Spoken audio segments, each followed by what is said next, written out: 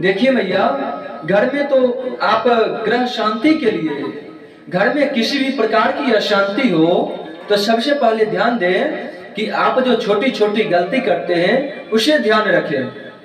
सबसे पहले अगर आप स्नान ध्यान करके तुलसी में अगर जल डालते हैं तो ध्यान रखें कि तुलसी में जल उतना ही डालें कि तुलसी चौरा में उतना अट सके, उतना ही आ सके।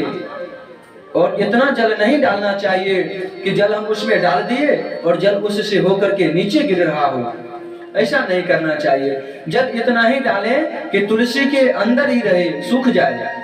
तुलसी के अंदर ही उतना जल, अगर हम 1 गिलास डाल रहे हैं तो 1 गिलास उसी में सूख जाए, उसके ऊपर से जल होकर के नीचे होकर के नहीं गिरे, नहीं तो पितृ अशांत हो जाते हैं। फिर पितृ जैसे ही अशांत होंगे तो आप कहेंगे महाराज जी घर में, हमारे घर में क्लेश होते हैं, आपस में झगड़ा होते रहते हैं, घर में लोगों में आपस में बीमारियां होती है। लोग, एक को बीमारी हुआ तो वह ठीक हो गया, फिर दूसरे लोगों में बीमारी आ गया, फिर उससे ठीक हुआ, फिर तीसरे लोगों में आ गया।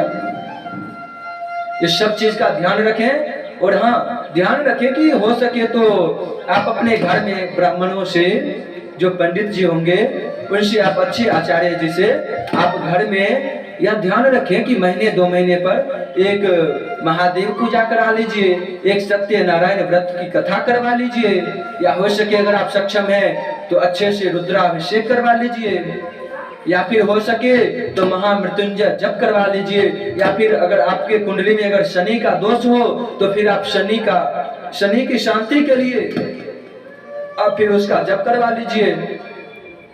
जो भी पंडित जी आपके नजर में है उनसे आप यह सब करवा लेंगे ना, तो फिर आपके जीवन में जो बाधाएं हैं वह सब टल जाएंगे।